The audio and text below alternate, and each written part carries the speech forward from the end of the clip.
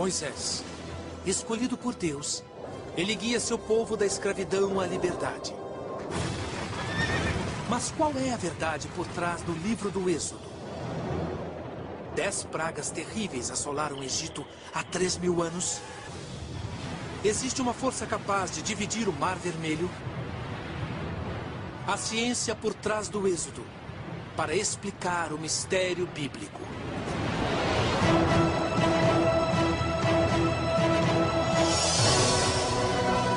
A Bíblia, uma escritura sagrada para bilhões de pessoas, cheia de milagres e mistérios. Novas descobertas tecnológicas sugerem que alguns dos incríveis milagres são baseados em fatos reais. A ciência pode revelar a verdade por trás dos maiores mistérios da Bíblia? A Bíblia, Mistérios Revelados, Êxodo. O livro do Êxodo é uma história de milagres e liberdade. Narra a história de Moisés, que pede ao faraó egípcio que liberte os hebreus escravizados. Após pragas e desastres, o povo hebreu sai para a liberdade.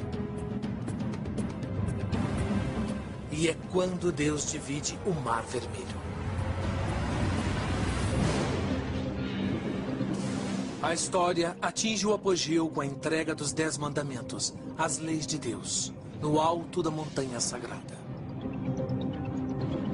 Essa saga é a pedra fundamental de 2 das maiores religiões do mundo.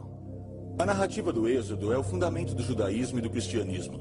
É literalmente a história de perdedores que enfrentam a opressão, livram-se dela e se denominam o povo escolhido. Mas será que essa história é uma lenda religiosa? Ou existe algum indício de que essa narrativa fantástica de milagres e mistérios tenha mesmo acontecido? Há tempos, o Êxodo é considerado uma importante narrativa espiritual, rica em significado religioso, mas impossível de ser provada. Porém, novas descobertas na ciência revelaram indícios surpreendentes de que a história de Moisés e seus milagres incríveis pode estar embasada em fatos históricos e científicos. Qual é a ciência por trás dessas histórias bíblicas de milagres?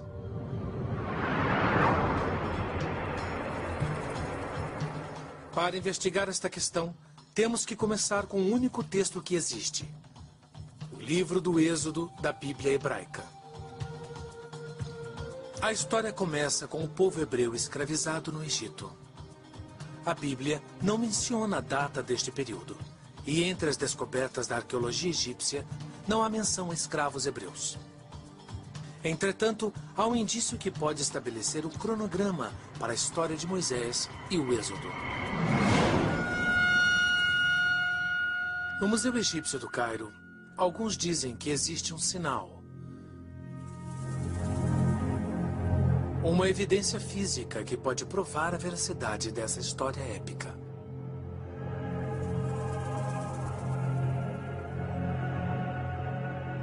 Esta placa de pedra é chamada Estela de Merneptah, uma referência ao faraó que governou o Egito entre 1224 e 1211 a.C.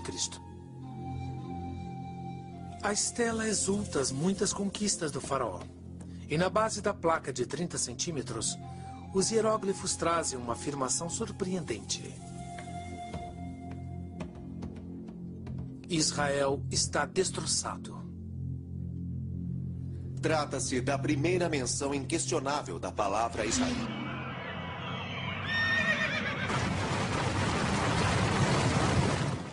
Claro que os vitoriosos sempre dizem que destruíram tudo. O que não significa que a coisa deixou de existir. Mas isso mostra que a terra de Israel já existia naquela época. Comparando a linha do tempo egípcia com a bíblica, a data do Êxodo começa a surgir. A Bíblia relata que Israel foi estabelecido 40 anos após os acontecimentos descritos no livro do Êxodo. Se a estela estiver correta, então isso demonstra que os hebreus estavam vivendo na Terra Prometida, a terra de Israel, por volta de 1211 a.C., Portanto, o êxodo deve ter acontecido antes dessa data. Não há outra menção de Israel ou escravos hebreus nos registros egípcios. E a Bíblia não menciona o nome do faraó que governava o Egito no tempo de Moisés. Mas a Bíblia nos diz o que os hebreus estavam fazendo no Egito. E isso pode ser a chave para a descoberta de mais evidências. O livro do Êxodo diz: reconstruíram para o faraó as cidades armazéns de Pitom e Rameses. Será que essas duas cidades podem ser encontradas? Caso possam, isso nos daria mais indícios da escravização dos hebreus e do êxodo.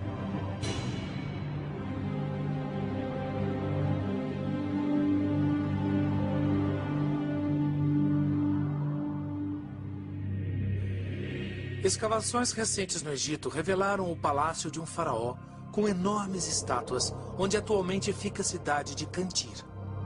Os hieróglifos antigos dizem que é a cidade de Ramsés, Pi-Ramsés, cujo nome coincide com os das cidades construídas pelos hebreus na Bíblia. Arqueólogos acreditam que a cidade foi construída por volta de 1280 a.C. Será que estas pedras foram utilizadas pelos escravos hebreus do Êxodo? Se esta for mesmo a cidade mencionada na Bíblia, então é possível identificarmos o faraó do Êxodo. A construção foi feita por Ramsés II. E Ramsés II provavelmente iniciou seu reinado por volta de 1280 a.C. Isso nos dá uma cronologia para o Êxodo em algum momento entre a construção da cidade de Ramsés em 1280 a.C. e a conquista de Israel pelo faraó Merneptah por volta de 1211 a.C. Durante este período, a Bíblia diz que os egípcios temiam que os escravos hebreus se rebelassem. Por isso, costumavam assassinar todos os filhos homens dos escravos. Com uma exceção. Segundo a Bíblia, a mãe de Moisés era hebreia. Para salvar a vida de seu filho, ela colocou a criança num cesto de papiro e o lançou nas águas do rio Nilo.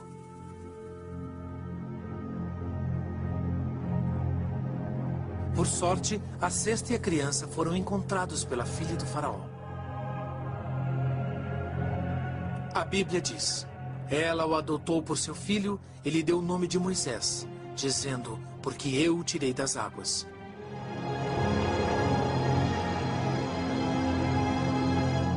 O nome Moisés, em hebraico, significa retirado, salvo.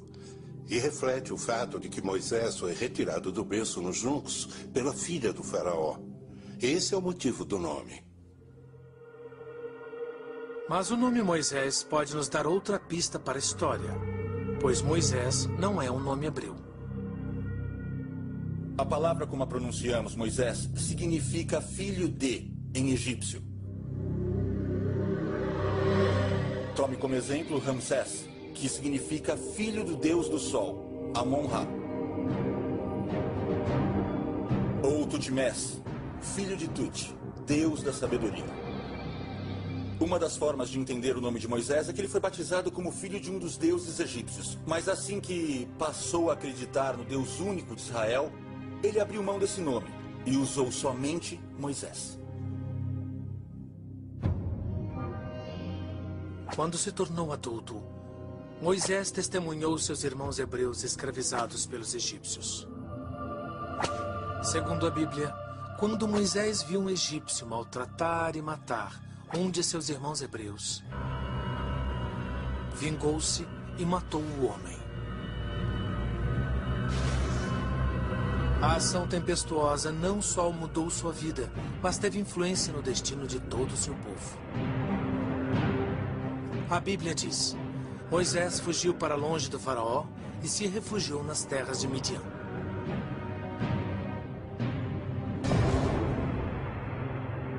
A verdadeira localização de Midian é um mistério. Mas foi lá que Moisés supostamente teve seu primeiro encontro com Deus.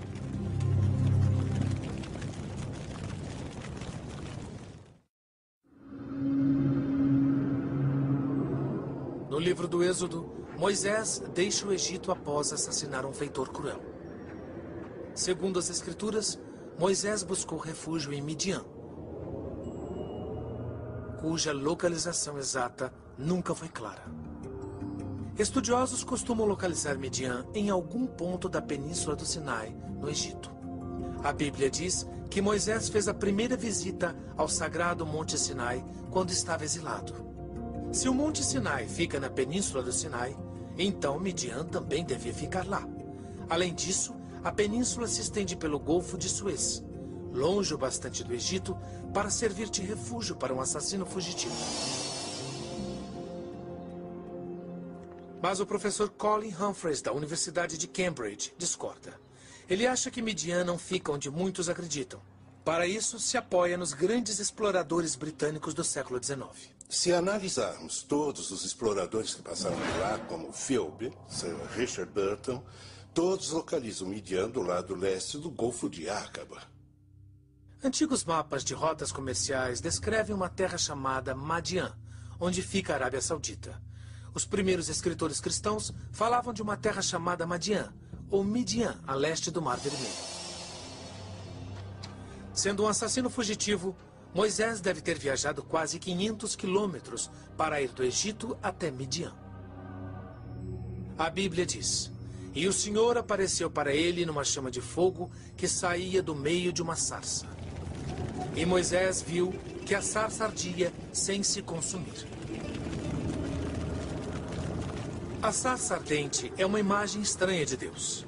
Tão estranha e específica que alguns cientistas acreditam que pode ser baseada em fatos. Arbustos não pegam fogo espontaneamente, a não ser em certas regiões. Se houver um duto vulcânico debaixo de um arbusto, aí o gás quente pode subir e o arbusto vai pegar fogo. Dutos vulcânicos são pequenas fissuras acima de áreas vulcanicamente ativas. Eles liberam gases extremamente quentes e inflamáveis, o suficiente para causar a combustão de um arbusto. Na verdade, a Bíblia diz que a sarça queimava, mas não era consumida. E apenas um arbusto na região do Egito se encaixa nessa descrição. Esta é uma acácia. E há um duto vulcânico no chão e gases vulcânicos subindo. E se eles se inflamarem, vão envolver o arbusto. Para testar a teoria, nossa equipe direcionou uma chama de gás propano a uma acácia. A mais de 90 graus, a chama é invisível. E o arbusto queima aparentemente sem motivo. Seu tronco aos poucos se torna carvão. Está queimando, mas não se consome, como na descrição bíblica. Se a sarça ardente foi resultado dos gases liberados por um duto vulcânico, isso ajuda a localizar a misteriosa terra de Midian. Nem o Egito nem a península de Sinai são vulcanicamente ativos. Os vulcões mais próximos ficam aqui, nas cadeias montanhosas da Arábia Saudita, na Grande Fossa Africana. Esta pode ser a localização de Midian e da sarça ardente. E a localização é importante, porque Moisés se lembrará dela quando comandar a libertação de seu povo.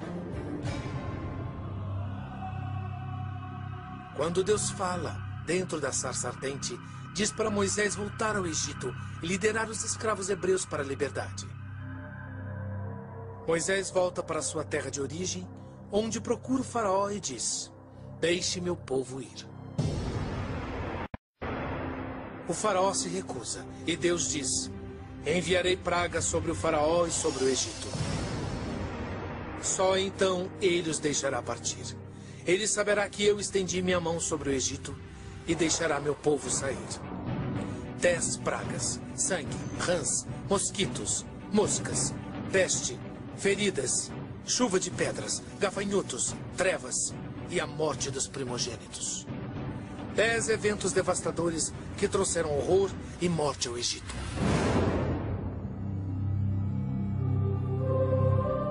Alguns cientistas sugerem que as 10 pragas não são apenas uma reprodução literária da ira de Deus, mas sim uma descrição científica muito precisa de fenômenos naturais. Cada uma das pragas, essencialmente, deflagra um efeito dominó. Empurra uma bola de neve montanha abaixo e isso chega ao clímax com a 10ª praga.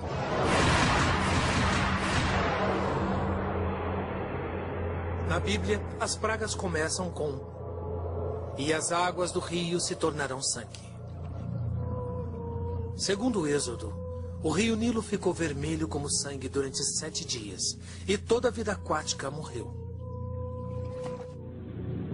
A ciência pode explicar essa primeira praga? Existe a chamada maré vermelha, que é conhecida no mundo todo. Elas acontecem quase todo ano em algumas regiões do mundo. A maré vermelha ocorre em estuários e oceanos e é fruto da proliferação excessiva de microalgas dinoflageladas e de sua floração. Essas algas liberam uma forte toxina. Para as algas ficarem vermelhas, é preciso alta temperatura e altos níveis de nutrientes na água. Isso é que as torna vermelhas. E as algas não apenas liberam toxina, mas também dissolvem o oxigênio da água, o que leva à morte dos peixes, como está escrito na Bíblia. Consequentemente, todos os animais que têm a capacidade de fugir das águas envenenadas fogem, o que nos leva à segunda praga: rãs. No Egito, milhões de rãs do rio Nilo saíram da água e invadiram as terras. A Bíblia diz: "O rio produzirá rãs em abundância, que entrarão na tua casa." Sem alimento, as rãs logo morreram, causando as próximas 2 pragas. Segundo a Bíblia, mosquitos cobrirão os homens e as bestas. Os mosquitos são um incômodo, mas os cientistas acreditam que podem ter se tornado letais. E com a 4ª praga, Deus disse: "Enviarei enxames de moscas sobre ti, sobre teus servos e sobre teu povo." Mas os especialistas dizem que aquelas não eram moscas domésticas, eram moscas dos estábulos. É uma mosca comum que voa em enxames e pode ter havido uma explosão delas por causa da vegetação podre, ou peixes mortos, ou sapos. É a mosca dos estábulos. Essas moscas picam profundamente usando ferrões que parecem pinças cirúrgicas e deixam uma ferida aberta que expõe o corpo a infecções. E aí, a 5ª praga foi mortal. A Bíblia diz: "Sobre os cavalos, os jumentos, os camelos, os bois e as ovelhas cairá uma peste mortífera."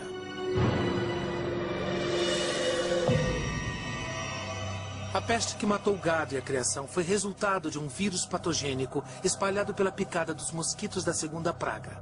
É a febre catarral maligna, ou língua azul. Ela tem esse nome porque os pulmões ficam cheios de líquido, os animais não conseguem respirar, suas línguas ficam azuis e eles morrem. Na 6ª praga, os homens também são atingidos por doenças. A Bíblia diz: "Úlceras e chagas atingirão homens e animais." Chagas, pústulas e feridas purulentas que podem ter sido causadas pelas picadas das moscas dos estábulos.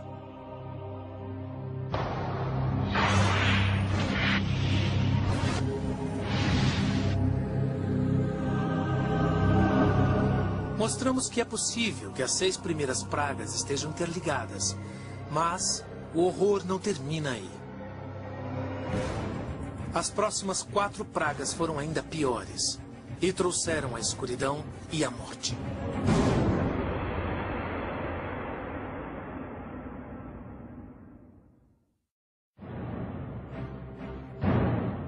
Na narrativa bíblica do Êxodo, Deus envia 10 pragas sobre o Egito. Os cientistas acreditam que essas pragas poderiam ser desastres naturais interligados, do rio de sangue à praga das chagas.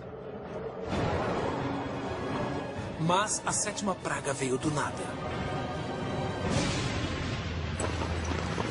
Uma chuva de granizo de proporções inimagináveis. A Bíblia fala da pior tempestade nas terras do Egito.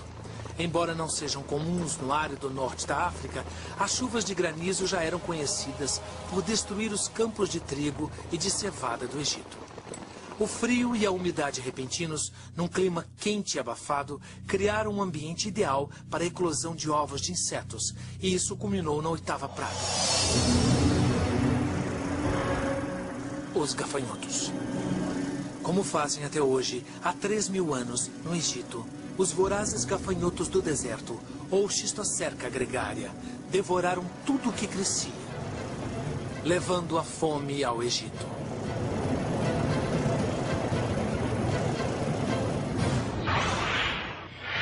A 9ª praga é apavorante e parece não ter ligação com as outras. A Bíblia diz que Deus enviou 3 dias de escuridão. Isso foi um sinal da ira de Deus? Um presságio da destruição iminente? Ou existe uma explicação científica? É quase certo que tenha sido um cansim, uma tempestade de areia. No verão, essas tempestades são comuns no Oriente Médio. O cansim, vento seco do deserto, tem ventos de 140 km por hora, levantando areia e poeira suficientes para bloquear o sol. E essas tempestades de areia podem durar 2 ou 3 dias. A Bíblia diz que teria durado 3 dias, resultado da destruição dos campos pelos enxames de gafanhotos. Os campos vazios e o solo devastado produziram areia e poeira que encobriram a luz do sol por 3 dias. E os egípcios ainda tinham mais uma praga pela frente. Pior que todas as anteriores. A 10ª praga, como descrita na Bíblia, é a mais misteriosa. A Bíblia diz: todos os primogênitos do Egito morrerão, desde o primogênito do faraó até os primogênitos dos animais. Como isso pôde acontecer? Terá sido a mão de Deus ou um fenômeno natural?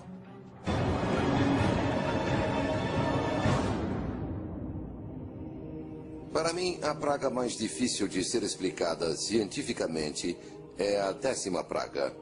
A morte seletiva de todos os primogênitos egípcios e dos animais mais velhos ou animais dominantes. Mas a morte dos primogênitos pode ser explicada cientificamente.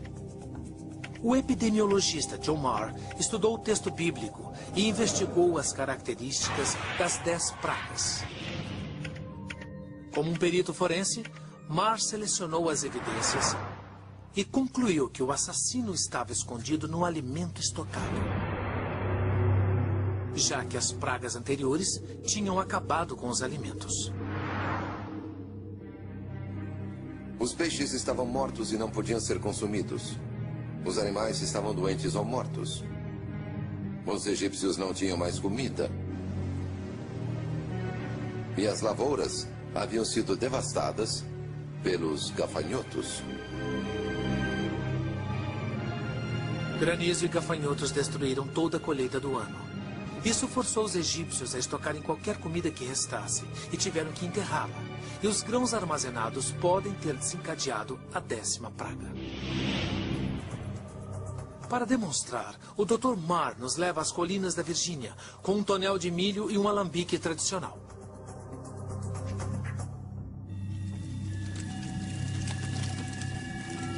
Isto é um alambique usado para fazer aguardente. Faz parte de uma antiga tradição usar levedura, que é um fungo, para transformar milho em álcool. E aqui dentro, o milho está fermentando num ambiente controlado. Ele se transforma em líquido e você tem o bom aguardente da Virgínia. Fazer uso controlado de fungos pode produzir álcool, mas fora de controle, os fungos podem ser mortais. Pode ter sido uma contaminação por fungos dos grãos estocados no subsolo, que estavam contaminados pela água e pelos excrementos dos gafanhotos. Eles foram cobertos com areia escaldante e cozinharam e fermentaram e produziram um veneno muito potente denominado micotoxina. As micotoxinas são fungos microscópicos que proliferam rapidamente e são altamente tóxicos.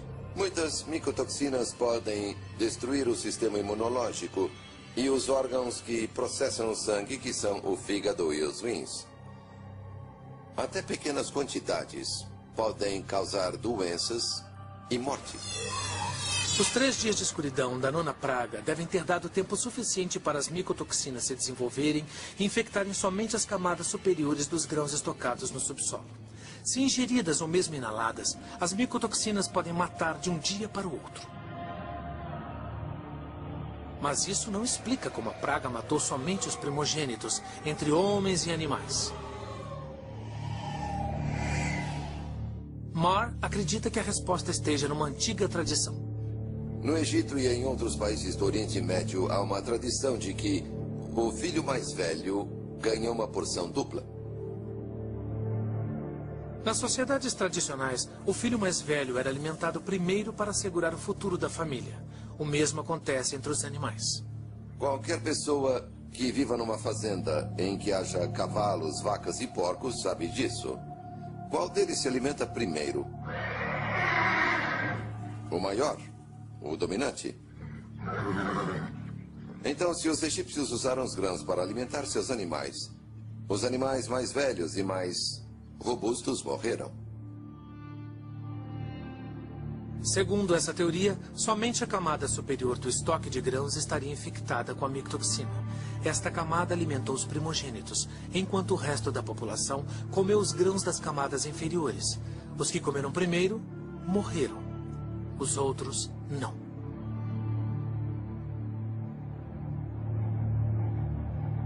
Os escravos hebreus ficavam alojados a quilômetros dos palácios egípcios, na área que a Bíblia chama de Terra de Gessém. Isso foi fundamental para eles sobreviverem às pragas. Desastres localizados, até mesmo estoques de grãos infectados, passaram longe das palhoças dos escravos, distantes das cidades egípcias. As 10 pragas, do rio de sangue à falta de alimentos e mortes nas famílias, devastaram os egípcios. O faraó cedeu diante das súplicas insistentes de Moisés e libertou seu povo. A questão é, que caminho Moisés e o povo de Israel tomaram?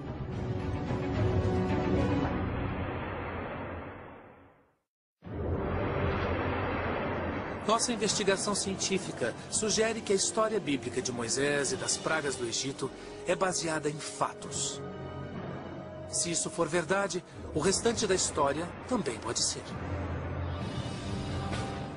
Assim, poderemos seguir a trilha de Moisés e encontrar a localização da famosa travessia do Mar Vermelho e também do local mais sagrado da Bíblia, o Sinai, a montanha de Deus, onde Moisés recebeu os 10 mandamentos.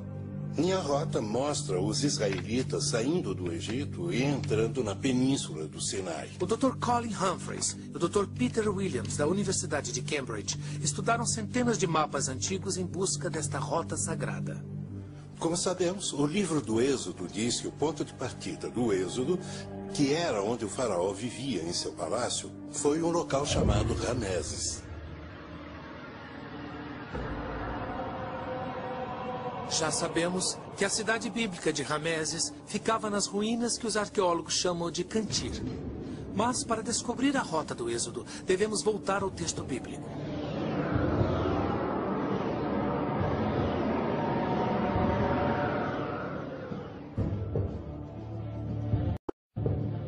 Deus ordena a Moisés que lidere seu povo até a montanha de Deus, o Monte Sinai. Mas antes que pudessem chegar, a Bíblia conta que os hebreus se defrontaram com o Mar Vermelho. A parte do Mar Vermelho mais próxima da antiga cidade de Rameses fica aqui, perto do atual Canal do Suez. Pela localização, este é considerado o local tradicional do milagre bíblico, pelo qual Moisés dividiu o Mar Vermelho. Mas nossos peritos dizem que 3.000 anos de tradição estão errados. O maior problema que vejo nisso é que, na época, Ramsés II controlava toda a península do Sinai. E aí os hebreus estariam sob controle egípcio. Deus disse para Moisés liderar seu povo para a liberdade, além das fronteiras do Egito. Humphreys acredita que a rota do Êxodo deve ter sido diferente, o que nos dá um outro mapa da Bíblia. Então, se os israelitas queriam sair do Egito, precisariam atravessar a península do Sinai o mais depressa possível. Então, acho que passaram por aqui e foram diretamente para o Golfo de Acaba. Em vez de cruzarem o Mar Vermelho a 80 quilômetros da capital do faraó, Humphreys acredita que Moisés e os hebreus chegaram ao Mar Vermelho em Acaba, 480 quilômetros a leste. Há outro motivo para esta conclusão, com base nas caminhadas que Moisés fazia. A meta de Moisés era chegar à sua antiga terra, onde ouviu a voz de Deus, Midian, onde hoje fica a Arábia Saudita. Mas quando os hebreus chegaram ao litoral, a Bíblia diz que o exército do faraó os alcançou. Então Moisés levantou seu cajado e o Mar Vermelho se dividiu. Mas existe alguma verdade por trás desse incrível efeito especial bíblico? Alguns cientistas acreditam que sim, se as condições certas estivessem presentes. A chave para desvendar esse antigo mistério está na descrição bíblica do evento. O livro do Êxodo diz: Moisés estendeu a mão sobre o mar e o Senhor fez o mar recuar com um forte vento leste que soprou a noite inteira. E fez o mar secar e as águas se dividirem.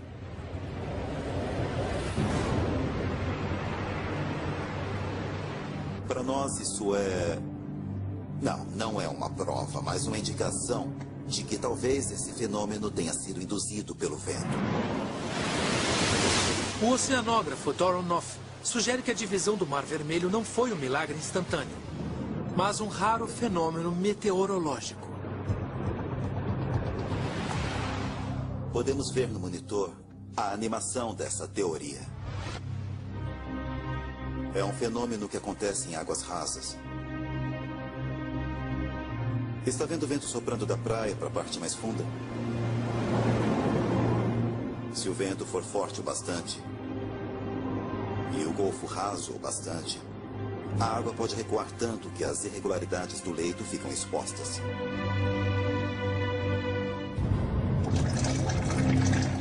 É hora de testar essa teoria do vento. Na Universidade Estadual da Flórida, Noff e sua equipe de técnicos construíram um tanque gigante e o encheram com água salgada, convenientemente tingida de vermelho. Neste experimento em escala reduzida, o vento é gerado por um aspirador de pó industrial. A suposta irregularidade do leito é representada pelo acrílico curvado. Então o vento sopra e podemos ver que empurra a água e expõe essa elevação. Podemos ver que há uma parte do leito quase sem água. Na história, os hebreus cruzaram o Mar Vermelho quando o leito ficou exposto, assim. Ok. Já pode desligar o vento? Olha só. Assim que o vento para, a água volta a ocupar tudo. O teste em laboratório é um sucesso. E prova que, teoricamente, pode ter sido o vento que dividiu as águas. Mas essa teoria depende da existência de uma elevação no leito do Mar Vermelho. Nossos especialistas acreditam ter encontrado isso exatamente onde a Bíblia aponta. Segundo a Bíblia, Moisés dividiu o Mar Vermelho ao meio depois que Deus mandou um vento poderoso que soprou a noite toda. Nosso experimento mostrou que os ventos podem dividir a água para revelar uma elevação submersa. Mas existe essa elevação sob a superfície do Mar Vermelho? Até agora, nossa investigação sugere que Moisés e os hebreus fugiram do Egito, cruzando a península do Sinai e chegando ao Mar Vermelho, onde hoje fica o Golfo de Acaba. Hoje, Acaba é um paraíso turístico. onde as nações de Israel, Jordânia e Egito se encontram. A topografia subaquática não revela irregularidades, mas há 3.000 anos as condições eram diferentes. Sabemos que há 2.000 anos, as águas do Golfo de Aqaba avançavam quase 200 metros litoral adentro. E sabemos disso por causa de uma cidade romana chamada Eliá. Segundo registros romanos, era um porto no Golfo de Aqaba. E atualmente, Eliá está a quase 200 metros do litoral. Então, na época do Êxodo, há 3.000 anos, o mar devia se estender por mais de 200 metros. Quando a animação de computador redesenha o litoral de Aqaba como era 1.250 anos antes de Cristo, boa parte da superfície atual fica submersa. O litoral de hoje pode ter sido, há 3.000 anos, uma área elevada submersa. Se o Mar Vermelho foi dividido, deve ter acontecido aqui.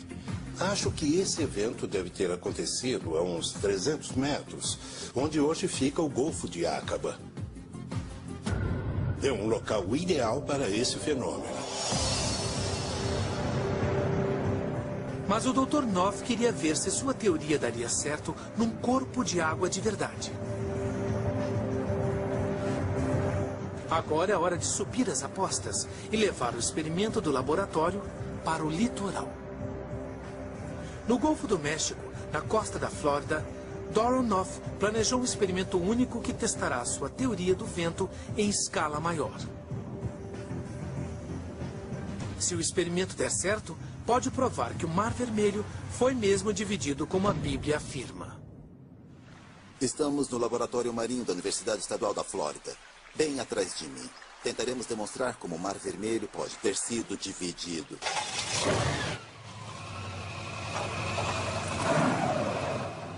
Aerobarcos com hélices poderosas lançarão jatos de ventos de aproximadamente 160 km por hora, as condições ideais para o fenômeno. O Golfo fornece condições hidrodinâmicas reais como massa, pressão atmosférica e condições da linha costeira, que não podem ser reproduzidas num tanque de acrílico. O aerobarco sopra forte nas águas do Golfo.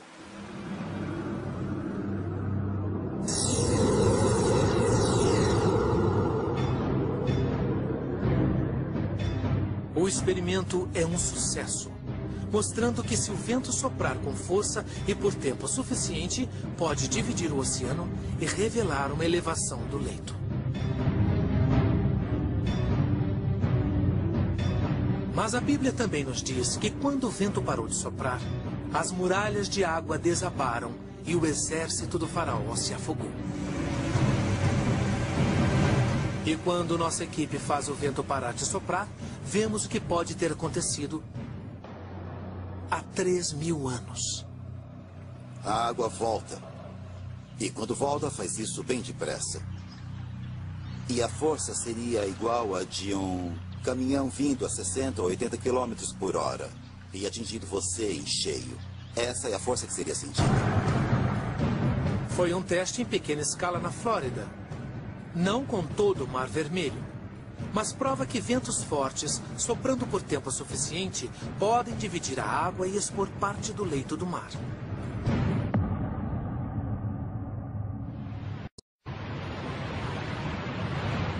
A Bíblia diz que depois que Moisés e seu povo atravessaram para a liberdade, ainda faltava uma etapa: chegar à montanha de Deus. Deve estar por aqui. Não sei, eu acho que não. Bom, então onde está? Será que nossos especialistas podem descobrir a montanha em que Moisés falou com Deus e recebeu os 10 mandamentos? Eu vou pesquisar na internet. Existe um mistério final na narrativa bíblica do Êxodo. Depois de atravessar o Mar Vermelho, Moisés levou seu povo para Sinai, a montanha de Deus, onde recebeu os 10 mandamentos.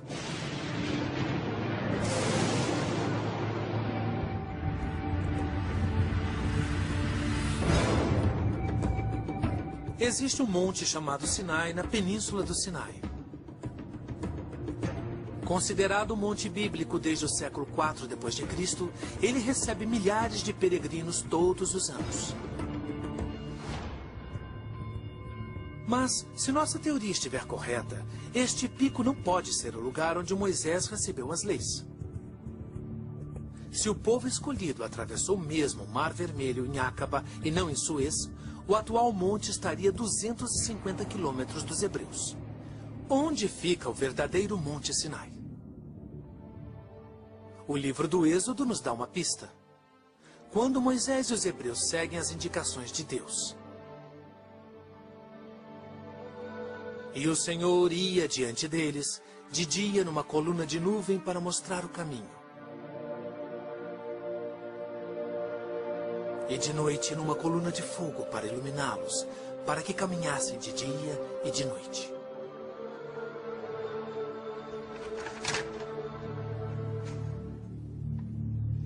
Os doutores Colin Humphreys e Peter Williams, da Universidade de Cambridge, analisaram as explicações possíveis e acreditam que essa estranha descrição seja uma representação simples e precisa de um evento natural. Um vulcão. De dia, poderiam ver grossas nuvens de fumaça saindo de um vulcão. E à noite veriam as chamas. Então o vulcão faz sentido. Não existem vulcões ativos na Península do Sinai. Mas há vários na Arábia Saudita, perto do suposto local da travessia, em Acaba. Mas será que o vulcão de Moisés pode ser localizado? A própria Bíblia parece dar a direção específica. Olha, se fossem por aqui, seriam 11 dias de viagem. Humphreys e Williams reuniram mapas antigos que acreditam conter provas que levam à Montanha de Deus, com o auxílio de um mapa verbal que aparece codificado nas palavras da própria Bíblia, no livro do Deuteronômio. Acho que uma pista fundamental para a localização do Monte Sinai vem de um relato do Deuteronômio. É essa jornada de 11 dias, de Cades Barneia até o Monte Sinai. Os peregrinos percorriam, em média, 60 quilômetros por dia. E isso resulta em 660 quilômetros. A cidade de Cades Barneia aparece em muitos mapas antigos. E num raio de 660 quilômetros, só há um vulcão ativo grande o bastante para criar uma coluna de fumaça que os hebreus poderiam ver e seguir a muitos quilômetros de distância. Ele se chama Monte Beder. E quando Moisés recebe as leis no monte, a Bíblia diz: "E a fumaça subiu como fumaça de uma fornalha, e todo o monte tremia grandemente." Uma erupção impressionante que só poderia ter vindo de um vulcão ativo. Se aceitarmos o Monte Sinai como um vulcão, me parece que a única montanha que se enquadra nisso é o Monte Beder, e nenhuma outra. Nossos investigadores bíblicos criaram uma sequência de teorias baseadas na ciência, que parecem se adequar perfeitamente à narrativa bíblica. Das 10 pragas do Egito, a divisão do Mar Vermelho, até a Montanha de Deus. Os milagres do Êxodo podem ser explicados por fenômenos científicos, mas isso não torna a história menos milagrosa. Quando você pensa nas dificuldades que eles enfrentaram, eles pediram a Deus com todo o seu coração. E Deus se manifestou e mandou um libertador. Eu acho que é uma grande história. Mas, para os fiéis, descobrir a ciência por trás da Bíblia pode não ser tão importante. O Êxodo é uma história que fala de perdedores, que, com fé e perseverança, conseguiram superar toda a opressão e todos os problemas que enfrentaram na vida.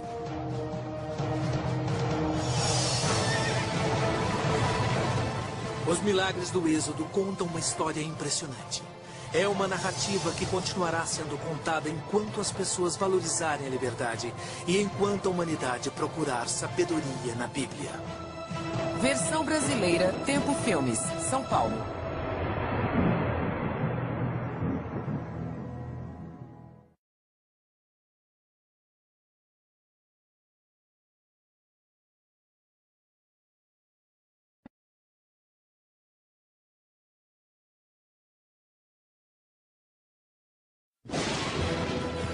Moisés, escolhido por Deus, ele guia seu povo da escravidão à liberdade.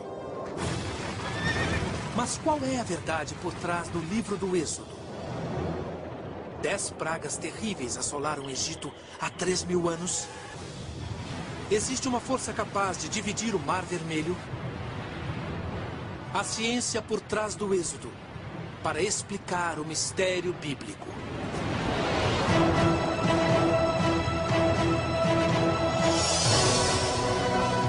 A Bíblia, uma escritura sagrada para bilhões de pessoas, cheia de milagres e mistérios. Novas descobertas tecnológicas sugerem que alguns dos incríveis milagres são baseados em fatos reais. A ciência pode revelar a verdade por trás dos maiores mistérios da Bíblia? A Bíblia, Mistérios Revelados, Êxodo. O livro do Êxodo é uma história de milagres e liberdade. Narra a história de Moisés, que pede ao faraó egípcio que liberte os hebreus escravizados. Após pragas e desastres, o povo hebreu sai para a liberdade. E é quando Deus divide o Mar Vermelho. A história atinge o apogeu com a entrega dos 10 mandamentos, as leis de Deus, no alto da montanha sagrada. Essa saga é a pedra fundamental de 2 das maiores religiões do mundo. A narrativa do Êxodo é o fundamento do judaísmo e do cristianismo. É literalmente a história de perdedores que enfrentam a opressão, livram-se dela e se denominam o povo escolhido. Mas será que essa história é uma lenda religiosa? Ou existe algum indício de que essa narrativa fantástica de milagres e mistérios tenha mesmo acontecido? Há tempos, o Êxodo é considerado uma importante narrativa espiritual, rica em significado religioso, mas impossível de ser provada. Porém, novas descobertas na ciência revelaram indícios surpreendentes de que a história de Moisés e seus milagres incríveis pode estar embasada em fatos históricos e científicos. Qual é a ciência por trás dessas histórias bíblicas de milagres?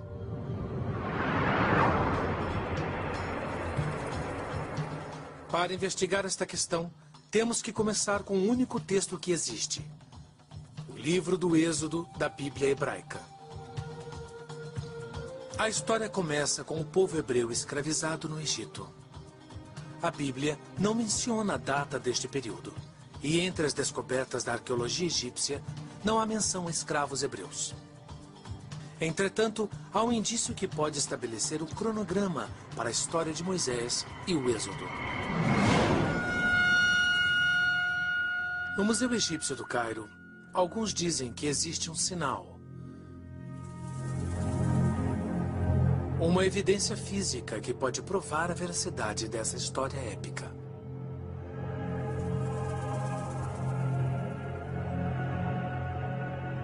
Esta placa de pedra é chamada Estela de Merneptah, uma referência ao faraó que governou o Egito entre 1224 e 1211 a.C. A estela exulta as muitas conquistas do faraó. E na base da placa de 30 centímetros, os hieróglifos trazem uma afirmação surpreendente. Israel está destroçado. Trata-se da primeira menção inquestionável da palavra Israel.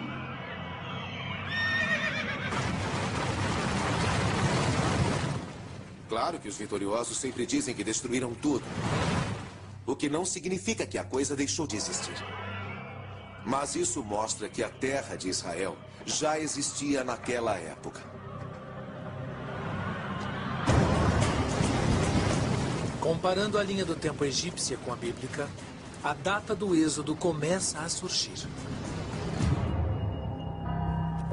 A Bíblia relata que Israel foi estabelecido 40 anos após os acontecimentos descritos no livro do Êxodo.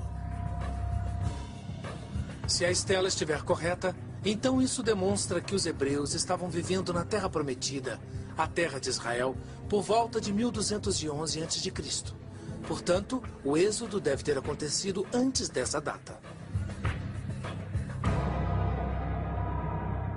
Não há outra menção de Israel ou escravos hebreus nos registros egípcios. E a Bíblia não menciona o nome do faraó que governava o Egito no tempo de Moisés. Mas a Bíblia nos diz o que os hebreus estavam fazendo no Egito. E isso pode ser a chave para a descoberta de mais evidências. O livro do Êxodo diz: reconstruíram para o faraó as cidades armazéns de Pitom e Rameses. Será que essas duas cidades podem ser encontradas? Caso possam, isso nos daria mais indícios da escravização dos hebreus e do êxodo.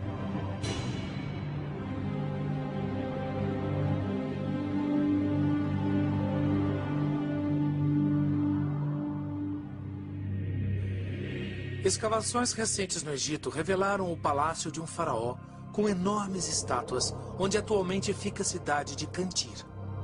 Os hieróglifos antigos dizem que é a cidade de Ramsés, Pi-Ramsés, cujo nome coincide com os das cidades construídas pelos hebreus na Bíblia. Arqueólogos acreditam que a cidade foi construída por volta de 1280 a.C. Será que estas pedras foram utilizadas pelos escravos hebreus do Êxodo? Se esta for mesmo a cidade mencionada na Bíblia, então é possível identificarmos o faraó do Êxodo. A construção foi feita por Ramsés II. E Ramsés II provavelmente iniciou seu reinado por volta de 1280 a.C. Isso nos dá uma cronologia para o Êxodo em algum momento entre a construção da cidade de Ramsés em 1280 a.C. e a conquista de Israel pelo faraó Merneptah por volta de 1211 a.C. Durante este período, a Bíblia diz que os egípcios temiam que os escravos hebreus se rebelassem. Por isso, costumavam assassinar todos os filhos homens dos escravos. Com uma exceção. Segundo a Bíblia, a mãe de Moisés era hebreia. Para salvar a vida de seu filho, ela colocou a criança num cesto de papiro e o lançou nas águas do rio Nilo.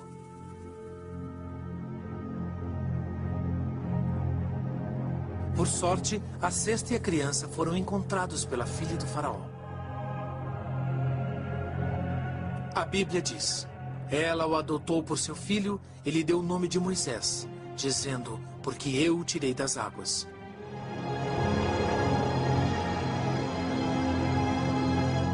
O nome Moisés em hebraico significa retirado, salvo, e reflete o fato de que Moisés foi retirado do berço nos juncos pela filha do faraó.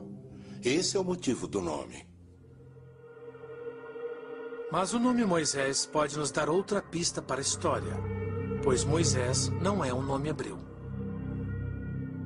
A palavra como a pronunciamos, Moisés, significa filho de, a leste do Mar Vermelho.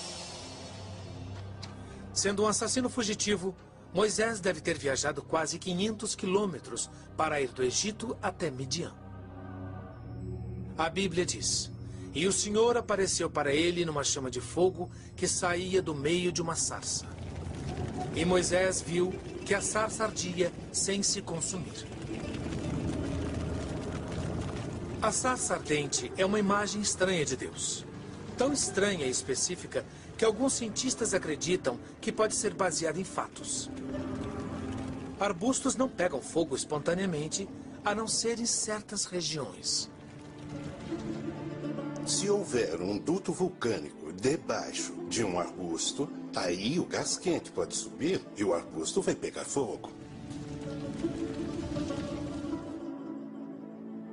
Dutos vulcânicos são pequenas fissuras acima de áreas vulcanicamente ativas.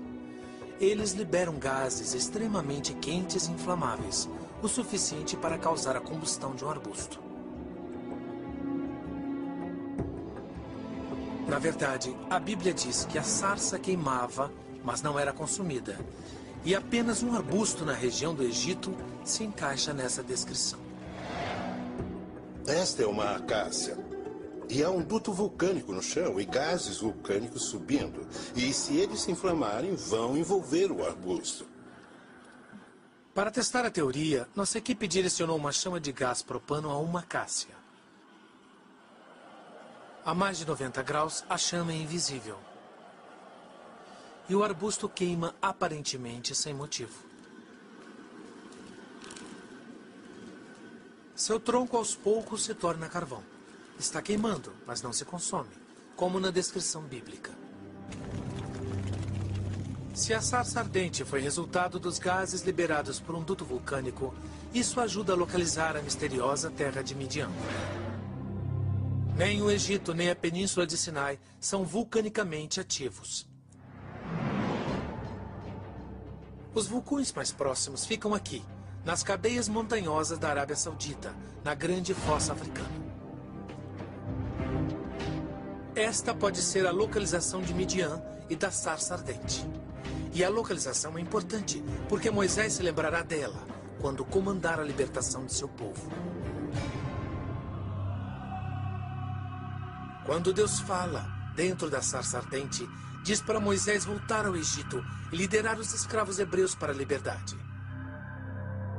Moisés volta para sua... Egípcio. Tome como exemplo Ramsés, que significa filho do deus do sol, Amon-Ra. Ou Tutmés, filho de Tut, deus da sabedoria. Uma das formas de entender o nome de Moisés é que ele foi batizado como filho de um dos deuses egípcios. Mas assim que passou a acreditar no Deus único de Israel, ele abriu mão desse nome e usou somente Moisés. Quando se tornou adulto, Moisés testemunhou seus irmãos hebreus escravizados pelos egípcios.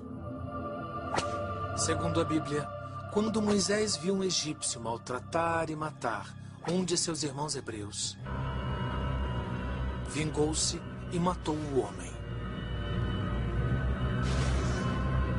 A ação tempestuosa não só mudou sua vida, mas teve influência no destino de todo o seu povo. A Bíblia diz: Moisés fugiu para longe do faraó e se refugiou nas terras de Midian.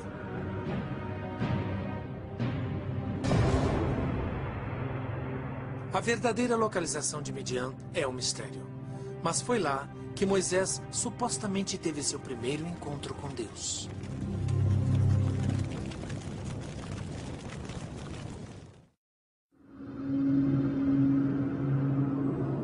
No livro do Êxodo, Moisés deixa o Egito após assassinar um feitor cruel.